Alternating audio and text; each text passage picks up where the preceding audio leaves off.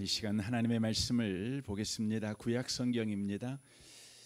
사무엘상 말씀입니다. 사무엘상 14장입니다.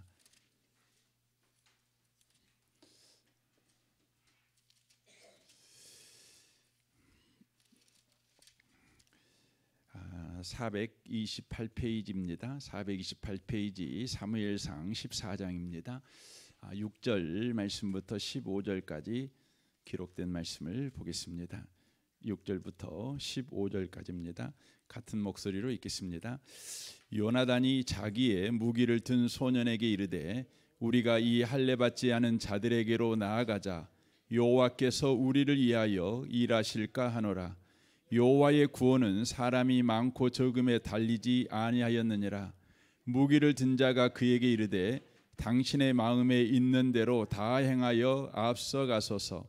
내가 당신과 마음을 같이하여 따르리이다.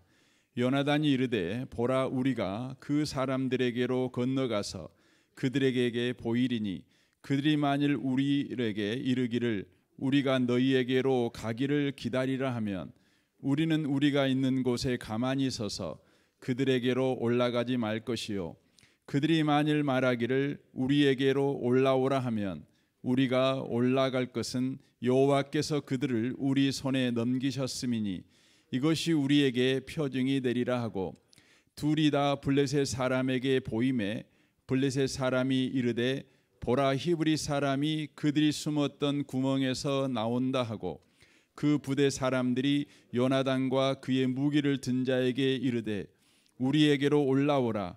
너희에게 보여줄 것이 있느니라 한지라. 요나단이 자기의 무기를 든 자에게 이르되 나를 따라 올라오라. 여호와께서 그들을 이스라엘의 손에 넘기셨느니라 하고, 요나단이 손발로 기어 올라갔고 그 무기를 든 자도 따랐더라. 블레셋 사람들이 요나단 앞에서 엎드려짐에 무기를 든 자가 따라가매 죽였으니 요단 그 무기를 든 자가 반나절 가리 땅 안에서 처음으로 쳐 죽인 자가 20명가량이라. 들에 있는 진영과 모든 백성들이 공포에 떨었고 부대와 노략군들도 떨었으며 땅도 진동하였으니 이는 큰 떨림이었더라. 아멘. 아멘. 함께 예배하는 모든 분들 가운데 이 말씀의 축복이 함께 하시기를 주님의 이름으로 축원합니다. 13장, 14장, 15장 말씀은 거짓 왕인 사울을 폭로하고 있는 말씀이라는 것을 저와 여러분이 기억하시고 이 말씀을 보셨으면 좋겠습니다. 13장에서 사울왕은 블레셋이 몰려오자 그것이 두려운 백성들이 다 흩어져 버립니다. 그때 그는 두려움 때문에 하나님의 말씀을 어기고 사무엘을 기다리지 않고 자기 마음대로 이제 번제를 드리게 됩니다. 이로 인해 사무엘은 바로 사울 왕에게 여호와께서 왕을 버리셨다, 이렇게 바로 선고를 하게 되어집니다. 그리고 오늘 14장 말씀이 되는 것이죠. 14장에서 사울은 블레셋과의 전쟁에서 승리를 하게 됩니다. 그러나 사울의 승리가 이미 하나님 마음에서 멀어진 왕이 거둔 승리였습니다. 그래서 여기서 우리가 보아야 되는 것은 승리가 아니라 왜 하나님은 승리를 했음에도 불구하고 사울을 버렸는가를 우리가 보아야 된다고 하는 것입니다. 그래서 오늘과 다음 주를 두 번 연속해서 14장 말씀을 좀 나누려고 합니다. 1장부터 15장, 이 14장에 보면 갑자기 누가 등장하냐면 요나단이 등장을 합니다. 왜 하나님은 갑자기 요나단을 등장시킬까요? 그 이유는 바로 요나단과 사울을 바로 대비시켜서 사울 왕이 바로 참된 왕이 아님을 바로 폭로하고 있다고 하는 것입니다. 그러니까 사울 옆에 요나단을 세웁니다. 그러면 비교가 되겠지요. 그래서 여러분 그 옆에 사람이 세워지게 되면 내가 키가 큰 사람인지 작은 사람인지 뭐 잘생긴 사람인지 못생긴 사람인지 뭐 금방 구별이 되지 않습니까? 이와 같이 요나단을 사울 옆에 세워가지고 사울이 참된 왕이 아님을 바로 폭로하는 일에 지금 요나단을 쓰고 있는 것입니다. 그래서 오늘 우리가 요나단을 통해서 참된 왕은 누구인가 이 부분을 바로 살펴볼 수가 있는 것이죠. 6절을 좀 보겠습니다. 요나단이 자기의 무기를 든 소년에게 이르되 우리가 이 할례 받지 않는 자들에게로 건너가자 여호와께서 우리를 위하여 일하실까 하노라. 여호와의 구원은 사람이 많고 적음에 달려 있지 아니하였느니라 라고 말합니다. 요나단이 자기 부하, 그러니까 자기 무기를 들고 따라다니는 소년, 그러니까 소년이니까 얼마나 어리겠습니까? 그 소년에게 말을 하는 거죠. 뭐라고 말하냐면 우리 블레셋을 공격하러 가자, 블레셋과 전쟁하러 가자, 이렇게 지금 말을 하는 것입니다. 지금 요나단하고 그 소년하고 둘이 지금 하고 있는 이야기입니다. 요나단을 따르는 병사들에게 지금 하고 있는 이야기가 아니라 딸랑 서로 지금 두 사람끼리 이야기하는 것입니다. 상대인 블레셋은 어떤 여러분 규모인지 우리 이합주에 배웠지 않았습니까? 병거만 해도 3만이나 됩니다. 기마병만 해도 6천 명이나 되고 군인들만 해도 그 숫자가 너무 많아가지고 성경은 해변에 모래 같았다 이렇게 이야기를 하고 있는 것입니다. 근데 요나단이 지금 뭐라고 말하고 있죠? 옆에 있는 소년에게 우리 함께 건너가서 블레셋을 공격하자 이렇게 지금 말을 하고 있는 것입니다. 이건 무모한 계획을 넘어서 어떤 측면에서 보면 죽으려고 세상 말로 환장한 거죠. 이건 뭐 불보듯 뻔한 거 아닙니까? 10명하고 2명하고 붙어도 뭐 10명이 이기는 것이 당연한 것인데 여러분 10만 명이 훨씬 넘는 숫자, 그것도요. 그 병사들은 모두 다 철기 무기로 무장돼 있고 2명이 가는데도 1명만 무장하고 있는 거예요. 1명은 무장이 안 돼 있는 거죠. 그런 여러분 전쟁을 하면 여러분 어떻게 이길 수가 있겠습니까? 그러나 요나단이 이렇게 말하는 것은 무모한 바로 호기가 아니었습니다. 요나단의 눈에 보인 블레셋 군대는 그냥 강한 군대가로 보인 것이 아닙니다. 뭘로 보였냐면 할례 받지 않은 자로 봤습니다. 그러니까 그들을 강한 군대로 본 것이 아니라 할례 받지 않는 자라는 정체성으로 그들을 본 것입니다. 자기 자신은 뭘로 본 겁니까? 할례 받은 자의 정체성으로 본 것입니다. 그래서 6절에 그렇게 돼 있지 않습니까? 우리가 이 할례 받지 않는 자들에게로 건너가자 이렇게 이야기를 하고 있는 것이죠. 여러분 할례를 받았냐 안 받았냐? 구약 성경에서 할례는 무엇을 의미하는 것입니까?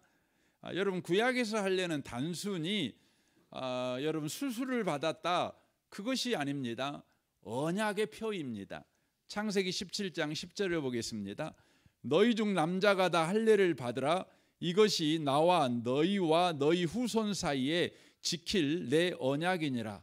너희는 표피를 베어라. 이것이 나와 너희 사이에 언약의 표징이니라 라고 말씀하십니다.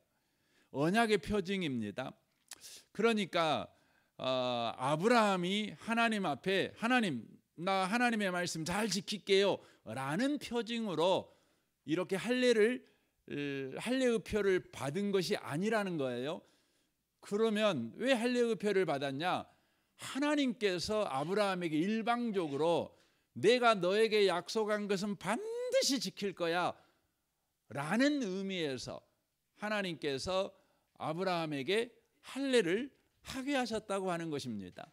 이것은 아브라함과만 맺은 언약의 징표가 아니라 바로 너희와 너희 후손 사이에 이렇게 돼 있죠. 그러니까 아브라함과 사라와 맺은 거지요. 이게 너희라는 측면은 복수를 쓴 거 아닙니까? 그러니까 아브라함하고만 맺은 언약이 아니고 사라하고도 맺은 언약입니다. 사라는 할례를 하지 못하지요. 그러나 아브라함이 할례함으로 사라도 할례를 한 것입니다. 그리고 더 나아가 너희 후손 사이에 그렇게 말을 했습니다. 그러니까 아브라함의 모든 후손과 하나님께서 언약을 맺은 겁니다. 언약의 표를 준 것입니다. 그러니까 후손들은 지금 태어나지도 않았잖아요. 그들이 하나님 마음에 들 후손인지 하나님 마음에 안 들 후손인지 뭐 그거 모르지요. 그러나 그것과 상관없습니다. 하나님이 말씀한 거지요. 네 후손이라면 내가 너에게 약속한 약속을 반드시 지킬 거야. 너희들은 내 거야. 내 언약 안에 있는 자들이야. 그리고 나는 너희들의 하나님이야. 나는 너희들에게 약속을 반드시 지킬 거야. 나는 의지를 가지고 약속을 반드시 지킬 거야 라고 말하는 것이죠. 그래서 여러분 성경에서 할례 받지 않는 자라는 표현은 단순히 수술을 안 한 사람이다 라는 의미가 아닙니다. 할례를 받았다는 것이 하나님의 언약 안에 있는 사람이다 라고 말하는 것처럼, 또 하나님이 그와 함께하는 사람이라는 표징이며 하나님께서 그를 지키며 보호하겠다는 표징인 것처럼 할례를 받지 않았다는 말은 어떤 의미가 됩니까? 하나님의 언약 밖에 있는 사람이요, 하나님과 상관없는 사람이요, 하나님이 함께하지 않는 사람이다, 하나님이 온수처럼 대하는 사람이다. 이 말이 뭐냐면 할례 받지 않은 사람이다, 그것입니다.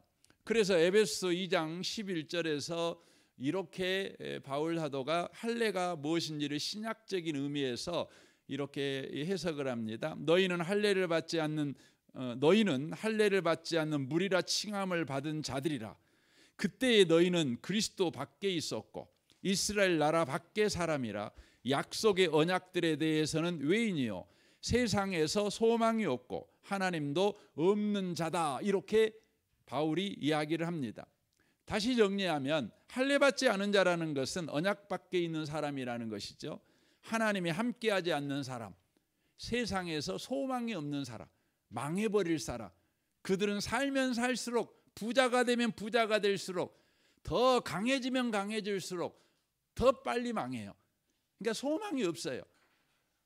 그런 자가 뭐냐면 할례 받지 못한 자라는 거죠. 여러분, 할례 받았다는 건 뭡니까? 하나님의 언약 안에 있다는 것이죠. 내가 부자 되든 내가 가난하든 아무 상관없어요. 부자면 부자대로 소망이 있고 가난하면 가난한 대로 소망이 있는 거지요. 젊으면 젊은 대로 소망이 있고 늙으면 늙은 대로 소망이 있는 거지요. 왜냐하면 하나님이 함께하는 사람이니까, 하나님의 가족이니까. 그는 이 땅에 살면서도 하나님의 가족으로 살지만 죽어서도 하나님의 가족으로 살지요. 그래서 하나님의 집에 들어가게 되는 것입니다. 여러분, 하나님의 집이 어디입니까? 천국 아니겠습니까? 여러분, 천국은 누구만 가요? 천국은 하나님의 집이에요. 그러므로 여러분, 하나님의 자녀만 갈 수 있는 거예요. 뭐 잘해야 가고 뭐 똑똑해야 가는 것이 아니라 천국은 하나님의 집이니까. 여러분, 하나님의 자녀가 아닌 사람이 천국 가면 불편해서 못 살아요. 사랑하는 성도 여러분, 저와 여러분은 할례 받은 사람입니다. 그래서 요나단은 블레셋 사람을 이렇게 부르지요. 우리가 이 할례 받지 않는 자들에게 건너가자, 이렇게 말하는 거죠. 그러니까 요나단이 블레셋 사람을 통해서 본 건 뭡니까? 블레셋 사람의 병거가 몇 대냐, 기마병이 몇 명이냐, 군인 수가 몇 명이냐, 이걸 본 것이 아니라 요나단은 믿음의 눈으로 저들은 할례 없는 자다, 언약 밖에 있는 자들이다, 하나님의 보호 밖에 있는 자다, 저들에게는 소망이 사라져버린 자들이다. 그리고 우리는 하나님의 언약 안에 있는 자이므로 하나님의 보호 아래 있다. 우리는 약해도 소망이 있다. 우리는 어떤 상황에서도 소망이 있다. 이렇게 본 것입니다. 그래서 그는 이렇게 고백하지요. 14장 6절에서 끝에 보면 여호와의 구원은 사람이 많고 적음에 달려있지 않다, 이렇게 말하고 있는 것이죠. 그러니까 요나단의 담대함은 젊은 혈기에서 나온 것이 아닙니다. 요나단의 담대함은 바로 할례를 받았냐 할례를 받지 못했느냐, 하나님의 언약 안에 있냐 하나님의 언약 밖에 있냐, 바로 자기 자신이 누구인가를 아는 데에서 나왔다고 하는 것이죠. 여러분, 골리앗 앞에선 다윗도 똑같은 고백을 합니다. 그래서 요나단의 고백을 통해서 지금 뭘 설명을 하려고 하냐면, 하나님이 참된 왕을 너희에게 보내줄 것이다. 그런데 그 참된 왕은 요나단처럼 그렇게 믿음의 관점을 가진 자다, 이걸 말해주는 거죠. 그래서 다음에 다윗이 나오게 되는데, 다윗이 요나단과 똑같은 고백을 합니다. 사무엘상 17장 36절입니다. 주의 종이 사자와 곰도 쳤은즉 살아계시는 하나님의 군대를 모욕한 이 할례받지 않는 블레셋 사람이까라고 말합니다. 골리앗을 보는 다윗의 관점이 뭐예요? 할례받지 않는 자예요. 자기는요 할례받은 자예요. 골리앗은요 세상에서 소망이 끊어진 자예요. 언약 밖에 있는 자예요. 자기는요 소망이 넘쳐요. 자기는 소년이지만 군사훈련 한 번도 받아본 적이 없지만, 자기는 머리부터 발끝까지 갑옷으로 무장되어 있지 않는 그냥 맨몸과 같은 그런 상태이지만 자기는 소망이 있어요. 왜냐하면 하나님이 함께하는 자니까요. 그래서 그가 47절에 이렇게 고백하지요. 또 여호와의 구원하심이 칼과 창에 있지 아니함을 이 무리에게 알게 하리라. 전쟁은 여호와께 속한 것인즉 그가 너희를 우리 손에 넘기시리라 라고 말합니다. 요나단과 똑같은 고백을 지금 다윗이 하고 있다고 하는 것이죠. 오늘날을 사는 저와 여러분에게 뭐가 필요합니까? 바로 이 관점이 필요합니다. 여러분의 신분을 정확하게 아는 것이 필요합니다. 담대함은 내가 누구인가, 내가 하나님 안에서 누군가, 하나님과 어떤 관계의 사람인가, 이것을 여러분과 제가 알게 될 때 우리는 담대할 수 있습니다. 요나단은 자기가 할례받은 자요 블레셋은 할례받지 않는 자라는 바로 관점으로 그가 봄으로 자기 자신이 누구이고 블레셋 사람들이 누구인가를 정확하게 알므로 그가 담대한 바로 행동을 하고 있는 것을 보게 되지요. 이와 같이 저와 여러분들도 그래야 된다는 것이죠. 그러면 여기서 우리가 질문할 수 있죠. 요나단은 할례라는 관점으로 그렇게 보았다면 오늘날 신약 시대를 살고 있는 저와 여러분에게 할례는 어떻게 적용을 해야 되는 겁니까? 이렇게 여러분과 제가 물어볼 수 있죠. 우리도 할례 받아야 되는 겁니까? 이렇게 질문할 수 있죠. 신약 성경은 우리에게 이렇게 대답합니다. 로마서 2장 28절입니다. 유대인으로 태어났다고 해서 참 유대인이 아니며 육체의 할례를 받았다고 해서 참 할례가 아닙니다.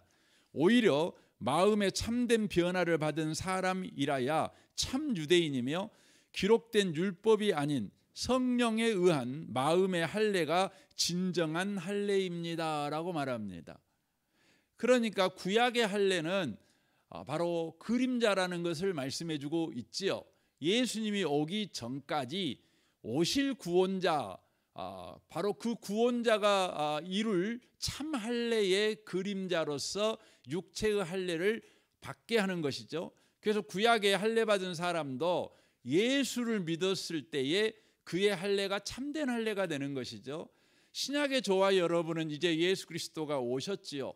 그분이 참된 구원자라는 걸 우리는 알게 되지요. 언약의 성취자라는 걸 알게 되고 우리와 함께 하시는 하나님이라는 것을 우리가 알게 됐지요. 그러므로 우리가 성령에 의해 마음의 할례를 받게 될 때 진정한 할례를 받게 된다는 거죠. 그러면 성령에 의한 마음의 할례가 여러분 뭘까요? 골로새 2장 11절입니다. 그리스도를 믿을 때 여러분은 새로운 할례를 받았습니다. 이것은 손으로 행하는 육체의 할례가 아니라 그리스도에 의해 죄의 사망에서 벗어나게 되었음을 의미합니다. 여러분은 세례를 받음으로 그리스도와 함께 죽었고 믿음 안에서 다시 그리스도와 함께 살아났습니다. 이 믿음은 모든 죽은 사람 가운데서 그리스도를 다시 살리신 하나님의 능력을 믿는 것입니다 라고 말씀합니다. 그래서 성령에 의한 마음의 할례가 뭐냐? 그러면 저와 여러분이 예수가 바로 우리의 구원자라는 것을 믿는 것, 바로 그 믿음이 생겨난 것, 그것이 뭐냐면 성령에 의하여 우리 마음의 할례가 바로 시행된 것입니다. 그러니까 여러분과 제가 언제 할례를 받았냐? 그러면 여러분과 제가 예수가 믿어지는 거예요. 예수가 날 위해 십자가에 죽으셨고 3일 만에 부활하심으로 바로 우리는 구원이 완성됐다. 우리의 구원은 틀림없다. 이게 믿어지는 것이죠. 그래서 여러분 고린도전서 12장 3절에 성령으로 말미암지 않고는 예수를 주라 시인할 수 없다 이렇게 돼 있잖아요. 그게 무슨 사건입니까? 바로 마음의 할례 사건이에요. 이 밤에 오신 복 있는 성도 여러분, 저는 여러분에게 묻고 싶습니다. 여러분 예수 믿으십니까? 예수가 주님이라고 믿어지십니까? 그렇다면 여러분은 성령으로 말미암아 마음의 할례를 받은 사람들입니다. 이것을 신약에서는 세례라고 표현합니다. 세례. 이제 성령으로 인한 마음의 할례, 이것을 바로 신약에서는 세례라고 표현하고, 이제 우리 교회 공동체에서 베푸는 바로 세례는 성령께서 마음의 할례를 바로 베푸셨습니다. 이것을 그가 고백함으로 말미암아 교회가 공적으로 확인해 주는 바로 의식을 베푸는 거지요. 이게 소위 말해서 물 세례가 되는 것입니다. 여러분 물 세례가 여러분 중요하지요. 그러나 물 세례는 성령으로 말미암은 마음의 할례를 진짜 받은 사람에게 그것이 복된 것입니다. 그러므로 우리가 진짜 나는 예수 믿는가 한번 살펴보십시오. 그리고 여러분들이 교회 공동체 앞에서 믿음을 고백하고 이렇게 물 세례를 받는다는 것은 그것이야말로 참으로 영광스러운 일일 것이고 참으로 감격스러운 일일 것이고 참으로 복된 일이 될 것입니다. 여러분 물 세례는 이런 것과 똑같아요. 결혼식하고 똑같습니다. 결혼식하고 똑같습니다. 여러분 남자와 여자가 서로 사랑해서 결혼할 수 있죠. 결혼해서 그냥 살림에서 결혼 생활을 할 수 있지 않습니까? 생활을 할 수 있죠. 여러분 결혼 생활을 시작할 때 꼭 결혼식이 필요하냐? 꼭 안 할 수도 있습니다. 그러나 여러분 결혼식은 필요하지요. 왜 그렇습니까? 여러분 결혼식은요 이제 공적으로 사람들을 불러다 놓고 우리 둘이가 부부입니다. 그러니까 더 이상 우리를 유혹하지 마세요. 더 이상 나는 당신들의 유혹에 넘어가지 않을 것입니다. 이렇게 선언하는 거예요. 공개 선언하는 거예요. 그래서 여러분 결혼식 할 때는 여전히 여러분에게 마음이 있는 첫사랑도 불러다 앉혀놓고 여전히 여러분에게 뭐 치근덕거리는 그 사람도 불러다 놓고 결혼식을 하는 거예요. 이제 끝났다 니들은. 더 이상 너희들은 나에 대해서 관심을 가지면 안 돼. 그건 죄야 이제부터. 이걸 선언하는 것이죠. 그러니까 우리가 세례를 받을 때는요, 여러분 세상 술 친구도 이렇게 불러오고, 핫도를 치면서 또 즐거웠던 그 사람도 불러오고, 주일날 함께 등산 갔던 사람도 불러오고, 다 불러오는 거예요. 불러와고 뭐 하는 거예요? 나는 이제부터 예수님 믿기로 했다. 나는 이제부터 주일날에 예배드리려고 했어. 그러니까 등산 가자고 부르지 마. 그거죠. 나는 힘들고 어려울 때 이제 나는 주님 앞에 엎드려 기도하기로 했어. 그러니까 술 먹자고 부르지 마. 이제 이게 선언하는 것이에요. 선언하는 것이죠. 중요한 것입니다. 그래서 여러분, 우리 기독교, 한국 기독교 초기에 유명한 김익두 목사님이라는 분이 계시지 않습니까? 여러분도 아는 애야겠지만 김익두 목사님께서 이제 그 깡패였잖아요. 깡패. 그러니까 그 옛날에는 5일장이잖아요. 그러면 깡패들은 5일장이 진짜 장난 아닙니까? 돈 버는 날이니까 사람들이 오는 길목에 서 갖고 사람 두들겨 펴서 돈 뺏고 막 이런 거 아닙니까? 그러니까 5일장이 되면 동네 사람, 그 인근에 있는 사람들이 그렇게 성황당에서 빌었다는 거 아닙니까? 성황당님 하면서 제발 오늘 장에 갈 때 김익두 안 만나게 해주시옵소서 하고 빌었다는 거 아닙니까? 그런데 어느 날요, 부고가 왔어요. 부고. 모시에 김익두 죽었사옵기에 상가 부고하나이다 하고 부고장이 온 거예요. 부고장이. 그러니까 사람들이 그 부고장 보고 그놈의 김익두 잘 죽었네 하고 조화를 하겠어요. 조화를 하겠는데 가만히 보니까 죽을 날이 며칠 남은 거예요. 죽은 다음에 부고장에 와야 되는데 죽을 날이 아직 안 됐는데 모시에 죽는다고 부고장이 온 거예요. 희한한 부고장인 거죠. 그래서 사람들이 우르르 그 장례식 치른다는 그 장소를 가봤는데 그것이 교회였어요. 그날이 뭐한 날이에요? 김익두 세례받는 날이었어요.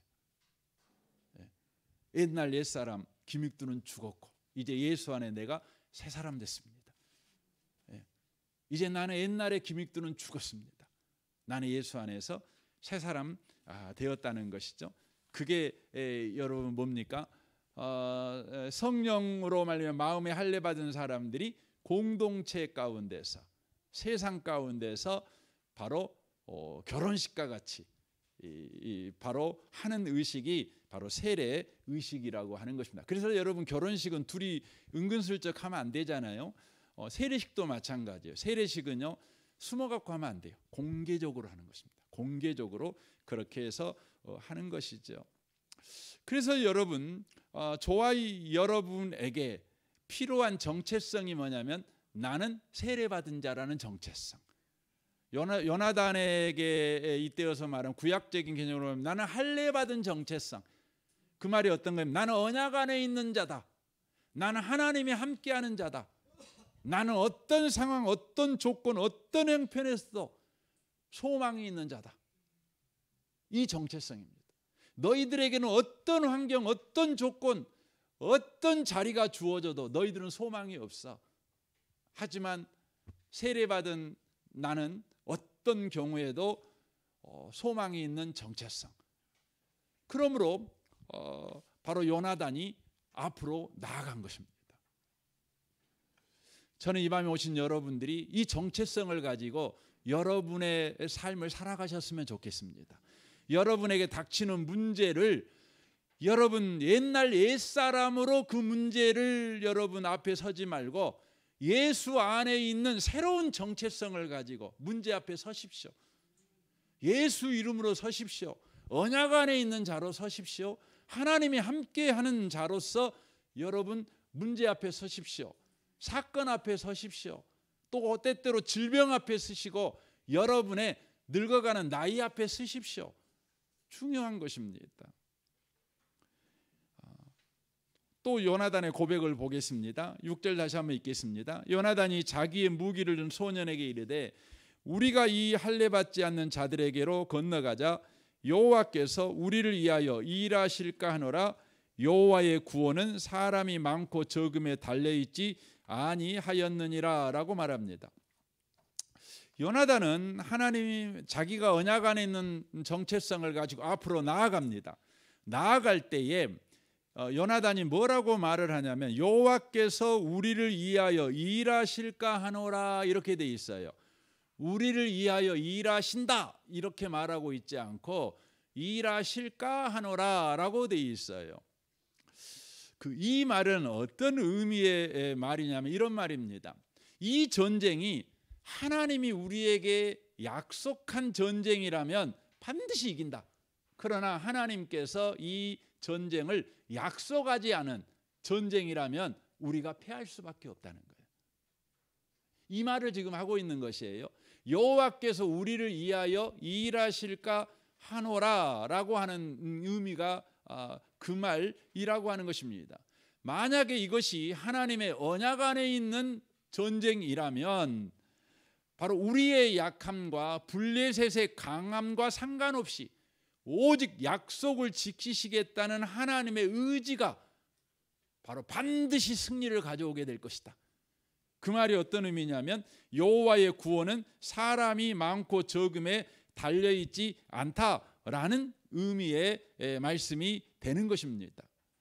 하나님께서 이 전쟁은 바로 내가 약속한 전쟁이야. 내 언약 안에 있는 전쟁이야. 그러면 이 전쟁은 내가 아무리 약해도 반드시 이긴다는 것이죠. 이긴다는 것이죠. 그러므로 여러분, 요나단에게 지금 가장 중요한 게 뭘까요? 자기의 정체성을 알고 가서 싸우려고 합니다. 그 다음에 중요한 게 뭘까요? 이 전쟁이 하나님의 언약 안에 있는 전쟁인지 언약 밖에 있는 전쟁인지를 바로 분별하는 것이 중요합니다. 분별하는 것이 중요하지요. 그래서 요나단은 어떻게 분별합니까? 8절을 보십시오. 요나단이 이르되 보라, 우리가 그 사람에게로 건너가서 그들에게 보이시리니 그들이 만일 우리에게 이르기를 우리가 너희에게로 가기를 기다리라 하면 우리는 우리가 있는 곳에 가만히 서서 그들에게로 올라가지 말 것이요, 그들이 만일 말하기를 우리에게로 올라오라 하면 우리가 올라갈 것은 여호와께서 그들을 우리 손에 넘기셨음이니 이것이 우리에게 표징이 되리라라고 말합니다. 뭐 이런 이야기죠. 그래서 조금 있다가 이제 성경을 보면 요나단하고 그 무기를 든 사람들이요, 블레셋 사람들이 잘 보이게 걸어갑니다.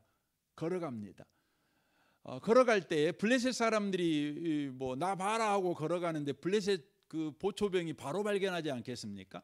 바로 발견하게 되지요.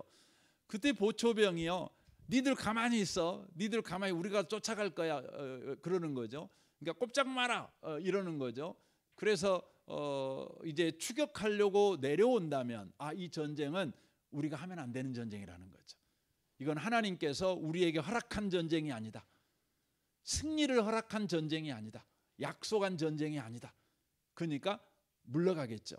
그러나 이 보초병이 말하기를 올라와 이렇게 말하는 거죠. 올라오라고. 그러면 이 전쟁은 하나님이 우리에게 승리를 허락한 전쟁이다. 하나님의 언약 안에 있는 전쟁이다. 이렇게 바로 판단을 하겠다는 것이다. 분별하겠다는 것이죠. 방법이 좀 특이하지요.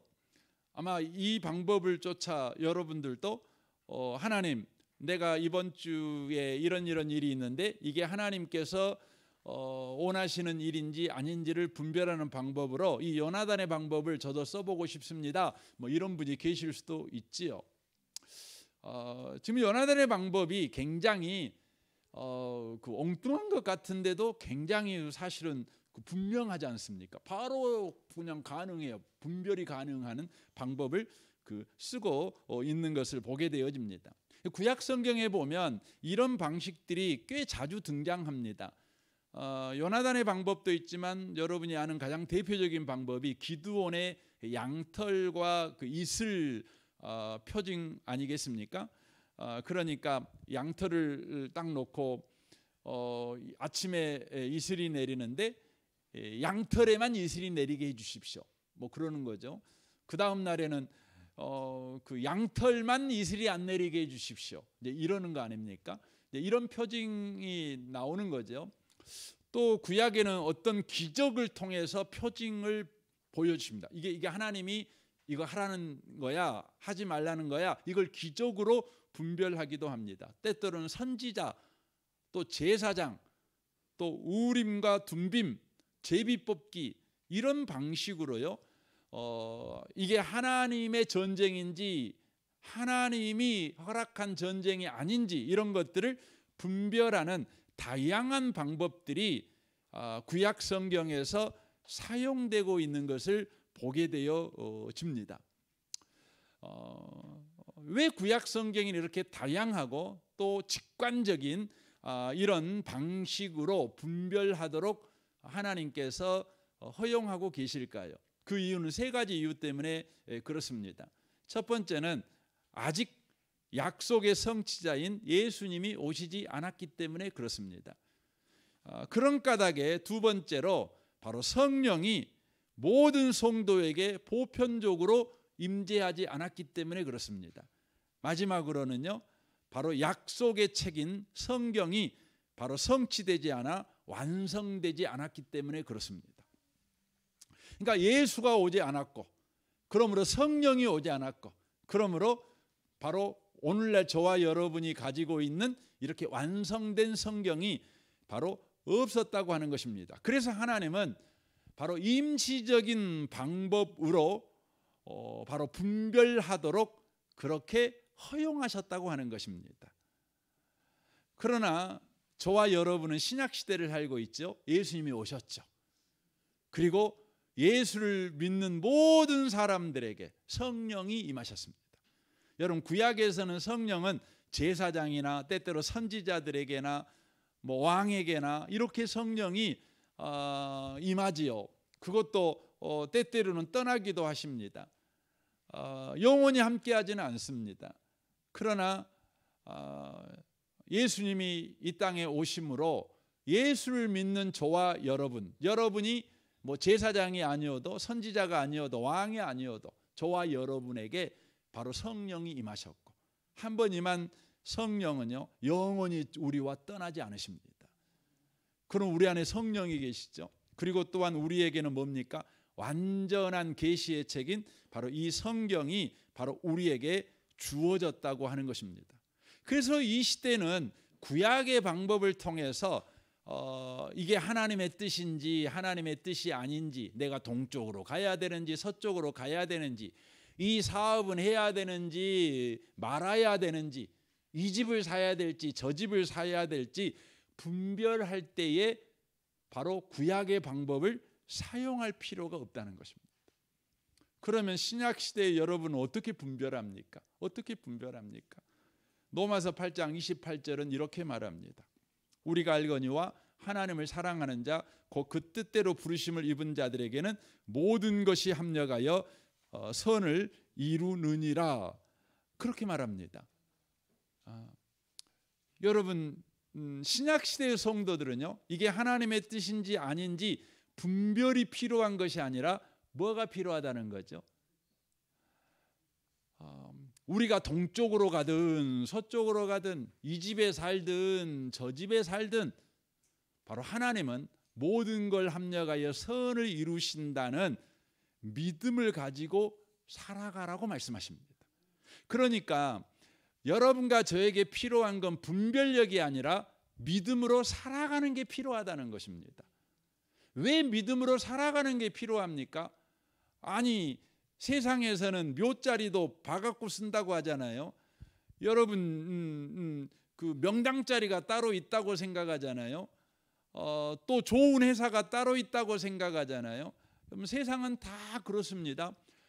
좋은 집이 따로 있고 또 좋은 회사가 따로 있고 뭐든지 그렇습니다. 그러나 주님은 우리에게 뭐라고 말하냐면 하나님을 사랑하는 자 곧 그 뜻대로 부르심을 입은 자들에게는 모든 게 합력하여 선을 이룬다. 이렇게 말씀합니다. 그러니까 우리에게 요구되는 건 뭐냐면 분별력이 필요한 것이 아니라 믿음으로 살아가는 믿음이 필요하다는 것입니다. 왜 그런지를 이제 34절에서부터 이렇게 말합니다. 누가 정죄하리요? 죽으실 뿐 아니라 다시 살아나신 일은 그리스도 예수시니 그는 하나님 우편에 계신 자요 우리를 위하여 간구하시는 자신이라 라고 말씀합니다. 누가 우리를 심판하겠느냐? 이 말을 이렇게도 바꿀 때 어떤 환경이 우리를 망하게 할 수 있겠느냐? 어떤 집이 우리를 망하게 할 수 있겠느냐? 어떤 회사가 우리를 망하게 할 수 있겠느냐? 어떤 사업이 우리를 망하게 할 수 있겠느냐? 망하게 할 수 없다는 거죠. 왜요? 죽으실 뿐 아니라 다시 살아나신 이가 그리스도 예수신데 그분은 하나님 우편에 계신 자요 우리를 위해 간구하시고 계시는 분이기 때문에 그래요. 그분이 생사화복을 주장하시는 분이신데 생사화복을 주장하시는 분이 우리를 위해서 기도하고 있어요. 이 말은 뭐냐면 그분이 우리 편이라는 거예요. 우리 편으로 지금 일하고 계신다는 거죠. 그래서 이렇게 말씀하고 있죠. 누가 우리를 그리스도의 사랑에서 끊으리요? 환난이나 공고나 박해나 기근이나 적신이나 위험이나 칼이라 기록된 바 우리가 종일 주를 위하여 죽음을 당하게 되며 도살당할 양같이 여김을 받았나이다 함과 같으니라. 그러나 이 모든 일에 우리를 사랑하신 이로 말미암아 우리가 넉넉히 이기느니라 라고 말씀합니다. 이 모든 일에 우리를 사랑하신 이로 말미암아 우리가 이긴다. 넉넉하게 이긴다. 그러니까 우리가 중요한 건 뭐냐면 이 일은 해야 돼요, 말아야 돼요 라는 분별력이 필요한 것이 아니라 내가 어떤 일을 하든지 바로 이 일에 생사화복을 지고 계신 예수님께서 우리 편이 되셔서 지금 일하고 계신다. 그래서 우리가 넉넉하게 이긴다. 이 믿음으로 하면 된다는 거예요. 하면 된다는 것이죠. 구약의 사람들은 분별해야 돼요. 분별해야 돼요. 구원자이신 예수가 안 오셨고 성령이 모든 사람에게 임하지도 않았고 성경책도 없으니까 그러니까 분별해야 돼요. 분별해야 돼요. 그러나 저와 여러분 예수가 오셨어요. 성령이 우리 안에 계셔요. 우리는 말씀을 듣고 있어요. 말씀은 우리에게 끊임없이 말해요. 뭐라고 말합니까? 오직 의인은 믿음으로 말미암아 산다. 그렇게 말을 하는 것입니다. 믿음으로 산다는 것이죠. 왜냐하면 바로 예수가 인생에 일어나는 모든 사망의 독소, 저주의 독소를 십자가에서 다 맞으시고 이제 우리에게는 뭐만 줬어요? 구원만 준 거예요. 그가 채찍에 맞음으로 우리에게 뭐가 주어진 거예요? 나음이 주어진 거죠. 그가 징계를 받음으로 우리에게는 평화가 주어진 거예요. 그러므로 우리에게 어떤 일이 있든지 어떤 일을 하든지 우리에게 필요한 게 뭐냐면 믿음으로 하는 게 필요하다는 거예요. 여러분 믿음으로 산다는 게 뭘까요? 몇 가지 예를 좀 드리고 싶어요. 근데 제가 믿음으로 산다는 것에 성경은 너무나 풍성한 예가 많지만 저는 그 바울 사도의 2차 전도 여행으로 한번 믿음으로 산다는 게 뭔지 한번 나눠보고 싶습니다. 바울은 2차 전도 여행을 이렇게 시작을 했어요. 시작을 할 때에 가야 될 목적지하고 가서 해야 될 일을 바나바와 함께 가기 때문에 바나바와 의논을 해서 일치를 봤어요. 사도행전 15장 36절이죠. 며칠 후에 바울이 바나바와 다시 가서 우리가 주의 말씀을 전할 각 성으로 가서 형제들이 어떠한가 방문하자 이렇게 돼 있어요. 그러니까 1차 전도 여행을 했던 그 지역으로 다시 가서 하나님의 말씀을 전하자 이렇게 목적지와 목표를 정했다는 것 아니겠습니까? 그런데 막상 출발을 하려고 할 때요, 바울과 바나바가 심하게 싸웠어요. 누구 때문에요? 마가 때문에. 바나바는 마가 데리고 가자. 바울은 안 돼 그러는 겁니다. 왜 그렇습니까? 1차 전도 여행을 할 때에 마가가 힘들고 어렵다고요. 도중에 도망가 버렸어요. 그러니까 바울은 그렇게 책임감 없이 중간에 힘들다고 도망간 애를 또 데리고 가면 또 도망갈 거 아니냐. 나 그런 애 못 데리고 간다 그랬어요. 그랬더니 바나바는 아니다. 실수는 병가지 상사라고 한 번 더 데려가 보자. 그러는 거죠. 근데 두 사람이 마음에 안 맞은 거예요. 하고 대판 싸웠어요. 그리고 결국 어떻게 됐어요? 갈라섰어요. 여러분 갈라서면 어떻게 하죠? 여러분이요 주방 봉사하려고 둘이 이렇게 짝을 딱 맞췄어요. 근데 이제 다 준비해 갖고 하려다가 대판 싸움했어요.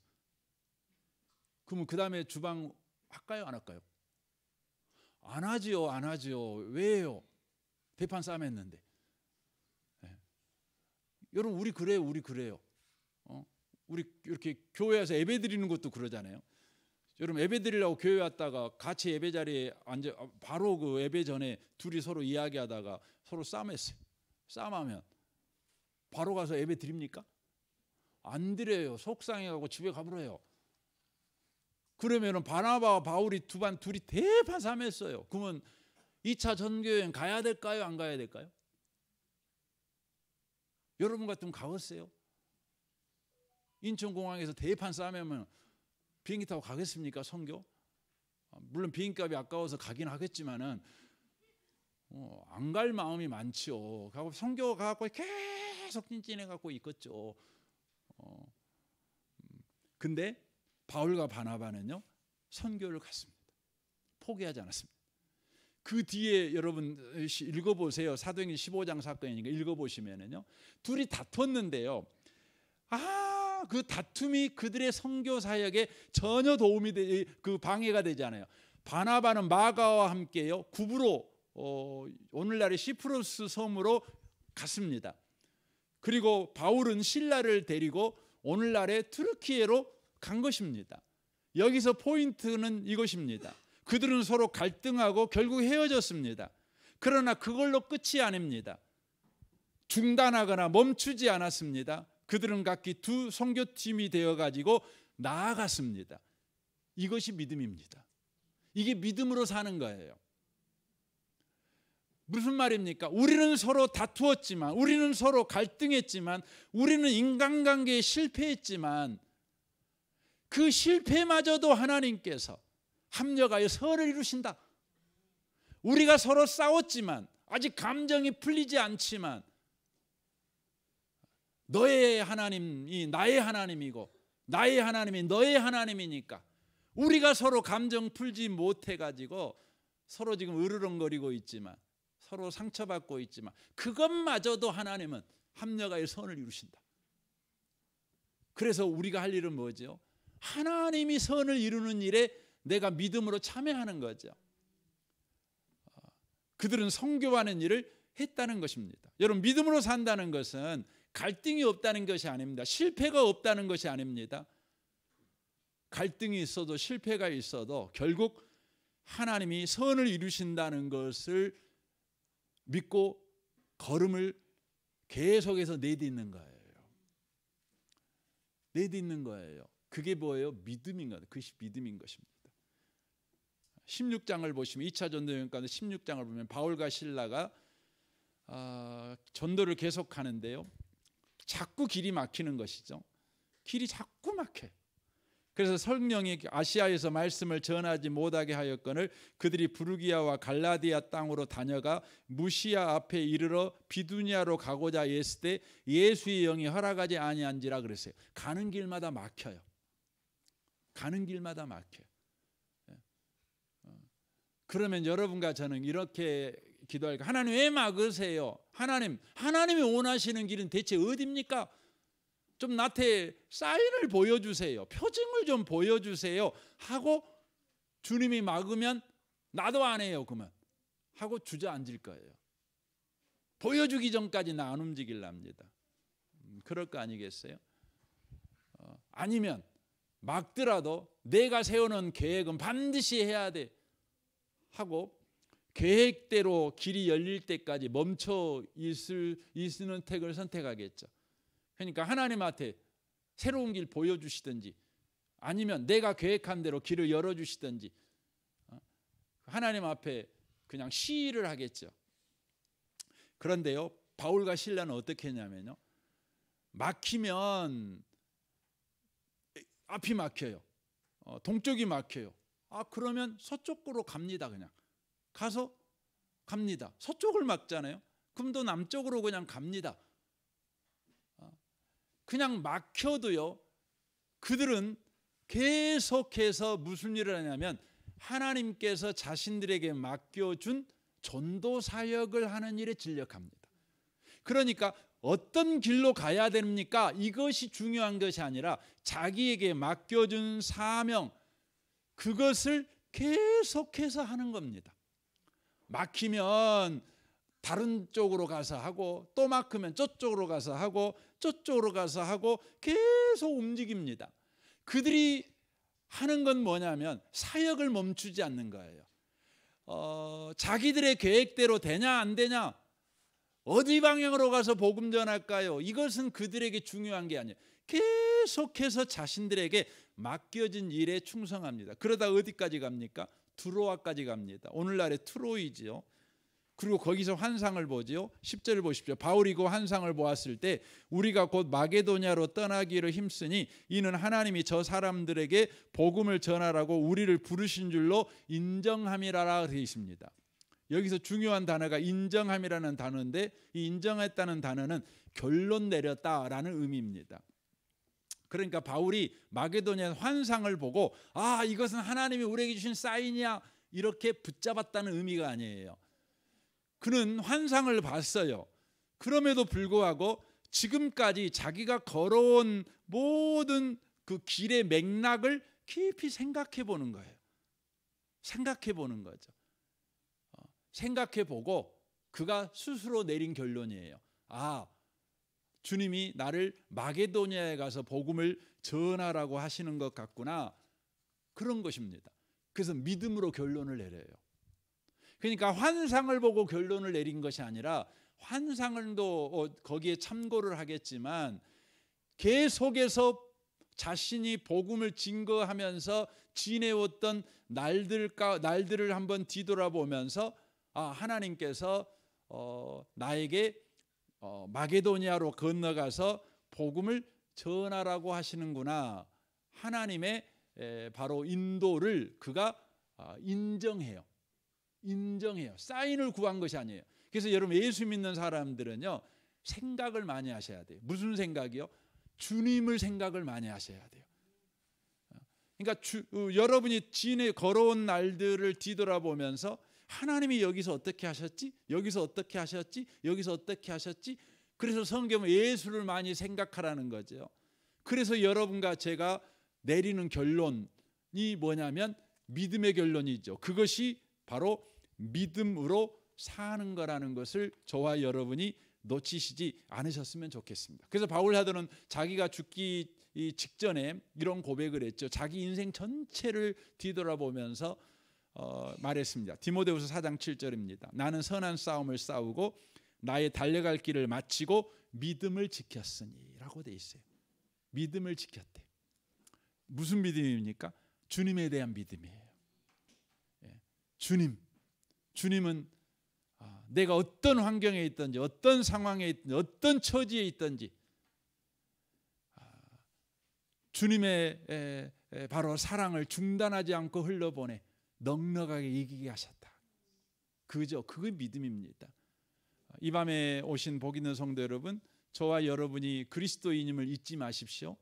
그러므로 여러분이 삶을 살아가는 방식은 이제 믿음이라는 것을 놓치지 않고 살아가시는 모든 분들 다 되시기를 주님의 이름으로 축원합니다. 아멘. 우리 같이 기도하겠습니다. 말씀을 우리 생각하면서, 주여, 우리는 성령으로 바로 마음의 할례를 받은 언약 안에 있는 하나님의 백성임을 잊지 않게 하옵소서. 그러므로 우리는 어떤 환경, 어떤 상황, 어떤 처지에 놓이든지 합력하여 선을 이루시는 하나님, 넉넉하게 이기게 하시는 주님이 우리 주님이라는 것을 놓치지 않고 그 주님을 믿는 믿음으로 살아가는 자 되게 하여 주옵소서. 분별하느라고 너무 시간을 낭비하지 않게 하시고 주님을 믿는 믿음으로 그냥 살아가는 자 되게 해 주옵소서. 담대히 살아가는 자 되게 하여 주시옵소서. 이 밤에 우리 같이 기도하기를 원합니다. 오 하나님 아버지, 감사합니다. 요나단을 통해서 우리가 보는 것은 우리의 신분을 우리가 정확하게 아는 것입니다. 우리 앞에 놓인 문제나 또 상황이나 여러 여건 속에서 우리의 상대가 누구이며 또 우리는 누구인가를 분명하게 알고 그렇게 살아가는 우리가 되게 주옵소서. 요나단이 블레셋 사람들을 할례받지 못한 자요, 자신을 할례받은 자요, 언약 밖에 있는 자요, 언약 안에 있는 자라는 정체성, 하나님이 떠난 자요, 하나님이 함께하는 자라는 정체성을 가지고 블레셋을 보았듯이 우리도 그렇게 보는 자가 되게 해 주옵소서. 주님, 우리가 삶을 살아갈 때 끊임없이 선택의 기로에 서 있습니다. 무엇을 선택해야 될 것인가 늘 우리가 어렵습니다. 그러나 주님은 우리에게 말합니다. 네가 무엇을 선택하든지 내가 너와 함께 할 것이라고 말씀하십니다. 주님, 그 주님을 믿는 믿음으로 살아내게 하옵소서. 하나님 아버지 감사합니다. 요나단이 블레셋을 볼 때 마병의 수나 기마병의 숫자가 아니라 또 병사들의 숫자가 아니라 할례받지 못한 자들이라고 그들을 보았습니다. 하나님이 떠난 자라고 그들을 보았고 하나님의 언약 밖에 있는 자요, 세상에서 소망이 없는 자라고 그들을 보았습니다. 반면 자신은 할례받은 자요, 언약 안에 있는 자요, 하나님이 함께하는 자요, 어떤 조건 가운데 있을지라도 소망이 있는 자라는 믿음의 정체성이 분명했습니다. 그러므로 그는 담대했습니다. 도망가 바위 틈에 숨어버리지 않았습니다. 단 2명이 블레셋을 향하여 돌진해 갔습니다. 주여, 우리에게 이 믿음을 주옵소서. 믿음의 정체성을 가지고 살아가는 자 되게 하여 주옵소서.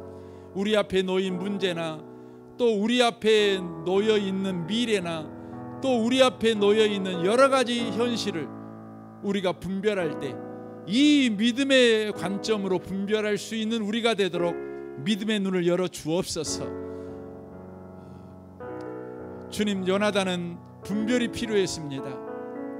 하나님이 함께 하신가 하지 않는가, 그것이 중요했습니다. 그러나 신약의 우리는 하나님이 말씀하십니다. 네가 어디로 가든지 내가 너와 함께 하겠다 말씀하셨습니다. 우리에게 지금 중요한 건 어디로 가느냐가 중요한 것이 아니라 어디를 가도 괜찮습니다. 주님이 그렇게 말씀해 주고 계십니다. 네가 무슨 일을 하느냐가 중요한 것이 아니라 무슨 일을 해도 좋다, 하나님이 너와 함께 한다 말씀하셨습니다. 그러므로 주님, 우리가 믿음으로 살아가는 자 되게 하여 주옵소서. 우리는 늘 선택의 기로 앞에서 머뭇거립니다. 어느 것이 더 좋은 길인지 주님 보여주십시오 하고 우리가 하나님 앞에 엎드릴 때가 많습니다. 그러나 주님은 우리에게 말합니다. 믿는 자에게는 능치 못함이 없어. 믿고 그냥 해. 주님, 오늘 또 믿음을 가지고 살아가는 우리가 되게 해 주옵소서. 이 밤에 우리를 축복하시는 주님을 찬양합니다. 예수님의 이름으로 기도합니다. 아멘.